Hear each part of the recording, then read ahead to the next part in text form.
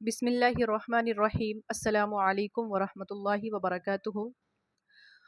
Urdu for beginners का जो course मैं अभी अपने चैनल पर स्टार्ट की हूँ, उसकी पिछला मेरा लेसन था, उसके अंदर मैंने आप लोगों को अलिफ से लेकर छोटी रे तक के बारे में बताया था कि उर्दू में छोटी रे जो होती है उसको हिंदी में हम क्या यूज़ करते हैं, उसके बारे में मैंने आपको पिछली वीडियो में बताया था। और बाकी थोड़े लफ्ज़ हमारे छूट गए थे हुर्फ़ तहज्जी के, क्योंकि वीडियो बहुत ज़्यादा लंबा हो रहा था, तो इसलिए मैंने कुछ वर्ड छोड़ दिया था कि इंशाल्लाह उसको हम अगले लेसन में पढ़ेंगे। तो आज के इस लेसन के अंदर हम लोग वही वर्ड को कंप्लीट करने वाले हैं। पिछले लेसन की तरह ही मैंने यहाँ पर भी बोर्ड पर ही अल्फाज को लिखा हुआ है और तरतीब हमारी वही है। पहले मैंने उर्दू के जो लफ्ज़ है उसको लिया है, फिर उसके बाद उसको हिंदी में क्या कहते हैं उसको मैंने बीच में लिखा हुआ है, और बाकी इस उर्दू वाले वर्ड का हिज्जे क्या होगा उसको मैंने साइड में यहाँ ब्रैकेट में करके लिखा हुआ है। तो चलिए हमारा जो लेसन है आज का उसको हम स्टार्ट करते हैं। हमने छोटी रे तक पढ़ा था और आज हम बड़ी रे से पढ़ेंगे। अगर आपने मेरी पिछले वीडियो नहीं देखी है तो मेरे चैनल पर ही वो अपलोड है, आप देख सकते हैं। उर्दू फॉर बिगिनर्स करके है, लेसन नंबर 1 होगा और ये लेसन नंबर 2 है। तो चलिए हम वीडियो को स्टार्ट करते हैं। सबसे पहले आप यहाँ पर देख पा रहे होंगे, यहाँ पर मैंने लिख रखा है रे। ठीक है, इसको क्या कहते हैं? बड़ी रे कहते हैं। मैंने आपको पिछली वीडियोज़ में पहचान बताई है, जब उर्दू लिखना सीखे मैंने जब सिखाया था आपको, तो उसमें मैंने आप लोगों को पहचान बताई थी कि बड़ी रे की पहचान क्या है। उस पर छोटा सा तौ बना हुआ होता है, ये बड़ी रे की पहचान है। तो बड़ी रे के लिए हिंदी के अंदर हम किसका इस्तेमाल करते हैं? इस वाली रॉ का इस्तेमाल करते हैं। ठीक है, इसको क्या कहेंगे? इसको कहते हैं रे। और इसके लिए यूज़ क्या करेंगे? बड़ी रे का यूज़ करेंगे, यानी बड़ी रॉ का यूज़ करेंगे। और छोटी रे जो थी उसके लिए हम कौन सी रॉ का यूज़ कर रहे थे? इस वाली रॉ का इस्तेमाल कर रहे थे। ठीक है, रे के बाद आता है जे। यहाँ पर देखें, इसका मैंने हिज्जे लिख रखा है, जे का हिज्जे। जे के लिए हम किसका इस्तेमाल करते हैं? जौ का इस्तेमाल करते हैं। किसका इस्तेमाल करते हैं? जौ का, हिंदी में। जे के बाद आता है जे, इसको भी जे ही पढ़ते हैं। और ये जो जे है इसको मैंने आपको कई दफ़ा बताया है, इसका इस्तेमाल बहुत ही कम होता है और उर्दू के अंदर इसका इस्तेमाल ज़्यादा नहीं होता। कभी कदाल आपको बाय चांस कभी देखने को मिलेगा। तो अगर ये ऐसा लफ्ज़ आ जाए तो उसके लिए भी आप किसका इस्तेमाल करेंगे? जौ का इस्तेमाल करेंगे। ठीक है, और उसके बाद जे के बाद आता है सीन। ये कौन सी सीन है? छोटी सीन है। छोटी सीन के लिए इसका देखिए हिज्जे यहाँ पर मैंने लिख रखा है। छोटी सीन के लिए हम कौन सी सौ का इस्तेमाल करते हैं?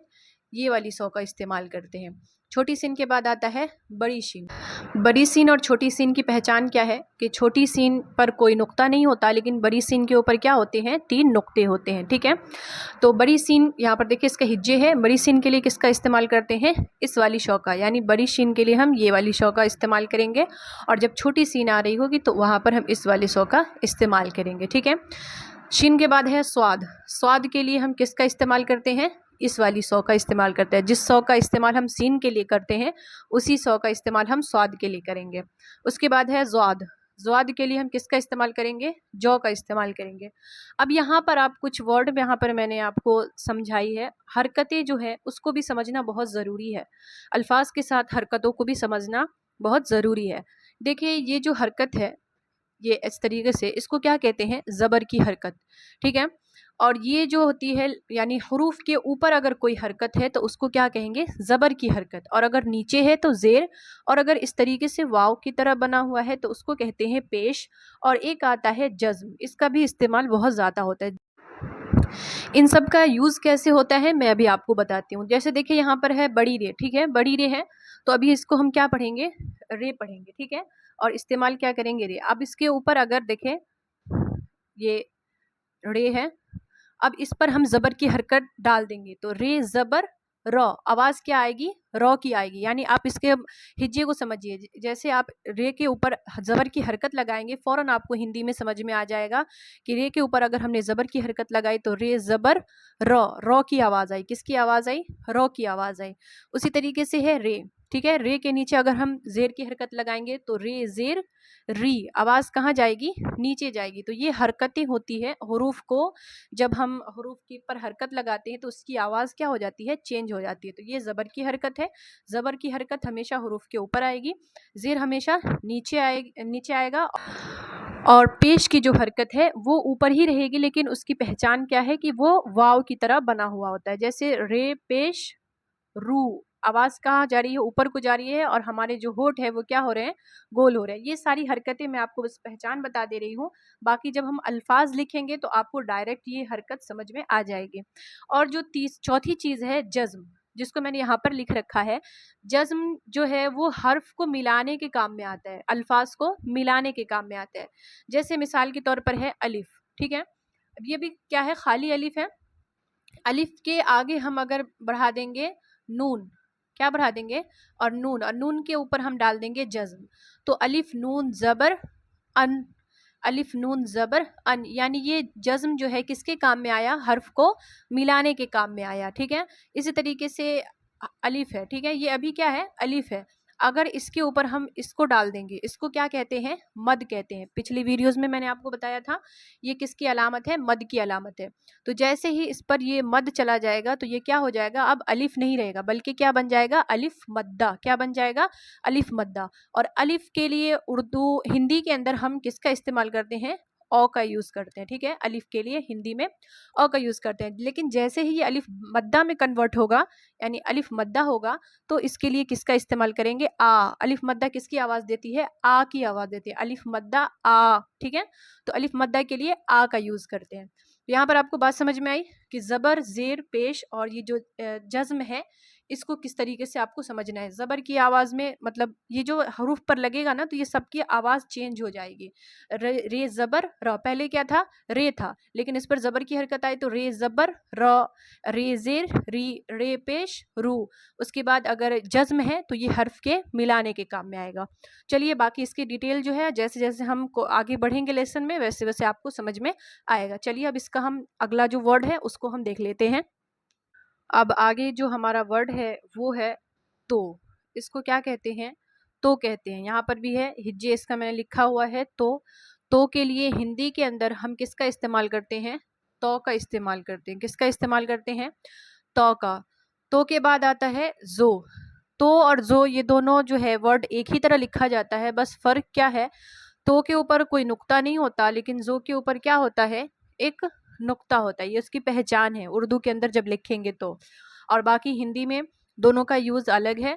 तो के लिए किसका इस्तेमाल करते हैं, तो का इस्तेमाल करते हैं। और जो के लिए हम हिंदी के अंदर जौ का इस्तेमाल करते हैं। किसका इस्तेमाल करते हैं, जौ का। जो के बाद आता है ऐन।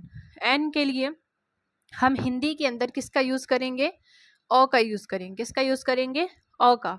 आइन के बाद आता है गैन। गैन के लिए हम हिंदी के अंदर किसका यूज़ करेंगे, गौ का। किसका यूज़ करेंगे, गौ का यूज़ करेंगे। गैन के बाद आता है फे।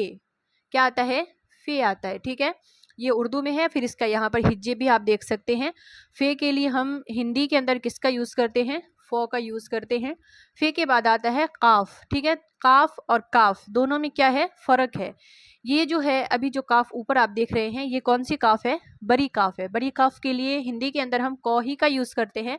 फ़र्क क्या होता है कि बड़ी काफ के नीचे एक बिंदु होता है। क्या होता है, बिंदु होता है। और छोटी काफ के लिए भी हम किसका यूज़ करते हैं, कौ का ही यूज़ करते हैं, लेकिन छोटी काफ के नीचे कोई नुक्ता वगैरह नहीं होता। ये बड़ी काफ और छोटी काफ में जो है फ़र्क है। बड़ी काफ हलक से अदा होगी काफ, और छोटी काफ के लिए काफ ही बोलते हैं। ठीक है, तो ये नूरानी कायदा वगैरह में आपको समझ में आएगा।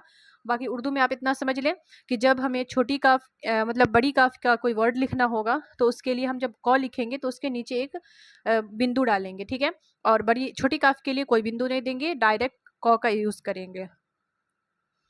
उसके बाद काफ के बाद आता है गाफ। क्या आता है, गाफ। देखिए काफ गाफ एक ही तरह लिखा जाता है, बस इसके ऊपर क्या है, दो लकीरें होती है। काफ के ऊपर एक ही लकीर है, छोटी काफ।